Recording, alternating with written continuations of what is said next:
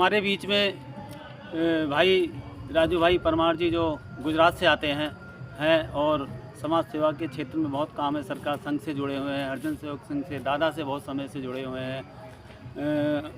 और दादा को 5वीं बार हम लोगों ने अध्यक्ष चुना है, आप लोगों ने मिला करके बोर्ड, एग्जीक्यूटिव सेंटर बोर्ड।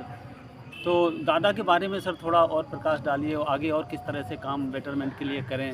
और आपने तो दादा को बहुत करीब से देखा है, उनके अंदर ऐसा क्या गुण आपको नज़र आता है कि बार बार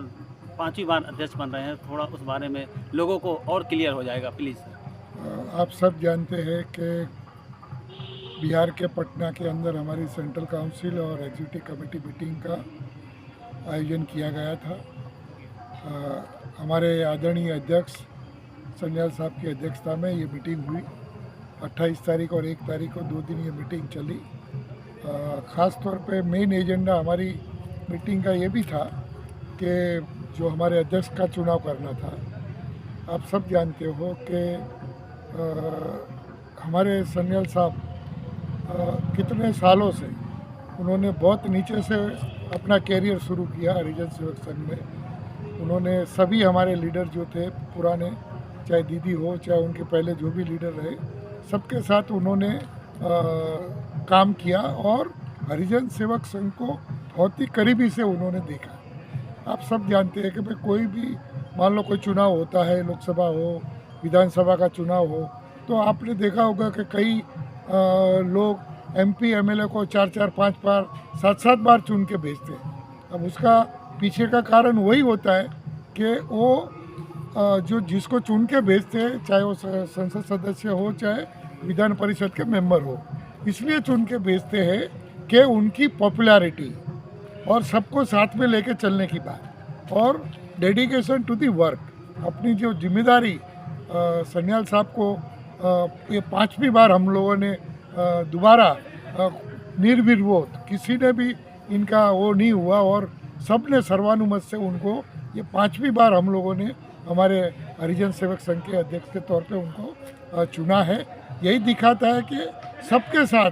चाहे हमारे सामान्य स्टाफ हो, वो भी पहले ख्याल रखे कि कोई इन्होंने खाना खाया कि नहीं, उनके घर में कोई प्रॉब्लम है, ये है वो, सबके साथ उनका जो लगाव है एक परिवार की तरह। परिवार में सब सदस्य होते कैसा एक दूसरे का ध्यान रखते हैं, वैसा हमारे दादाजी ने सभी परिवार के, हमारे चाहे सेंट्रल काउंसिल मेंबर हो, चाहे एग्जीक्यूटिव मेंबर हो, चाहे हमारे बोर्ड के मेंबर हो, सभी के साथ उनका जो व्यवहार है बहुत ही बढ़िया रहा। ख़ास तौर पे उनके टेन्योर में, वो जब उनकी अध्यक्षता में भारत में ही नहीं, पूरे विश्व के अंदर जहाँ पे बड़े बड़े फंक्शन हुए, जैसे अमेरिका के अंदर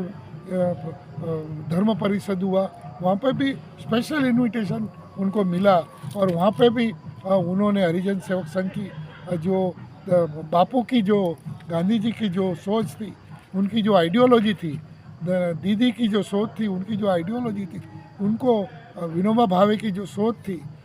उनको उन्होंने सिर्फ भारत में नहीं पूरे विश्व में उन्होंने विश्व के धर्म परिषद के प्लेटफॉर्म पे उन्होंने उसको उजागर किया और पूरा प्रोपेगेट हरिजन सेवक संघ क्या है, जो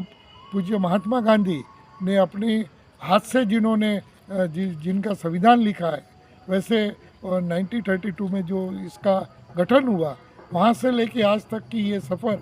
उसमें मैक्सिमम हमारे सन्याल साहब, डॉक्टर साहब ने काफ़ी खूब काम किया और काफ़ी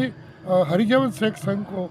भारत में ही नहीं विश्व में उनको एक टोच पे, मुकाम पे ले जाने में उनका बहुत ही बड़ा श्रेय रहा है। आने वाले दिनों में भी हमने देखा है, अभी भी चाहे बांग्लादेश हम लोग गए हो, चाहे और जगह पे भी गए हो, पूरे देश के अंदर सद्भावना सम्मेलन होता है और भी कई हरिजन सेवक संघ के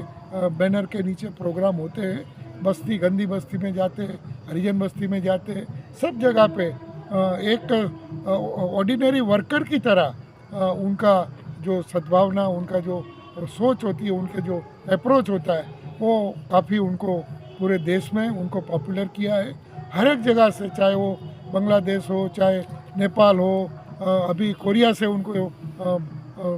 इन्विटेशन आया है और जापान से भी इन्विटेशन है, तो दुनिया के और देशों में भी अब धीरे धीरे हरिजन सेवक संघ की दादा की अध्यक्षता में हम लोग काफ़ी अच्छा आगे बढ़ रहे हैं। ये सफ़र दादा का 5वीं बार का ये सफ़र बहुत ही सफल हो,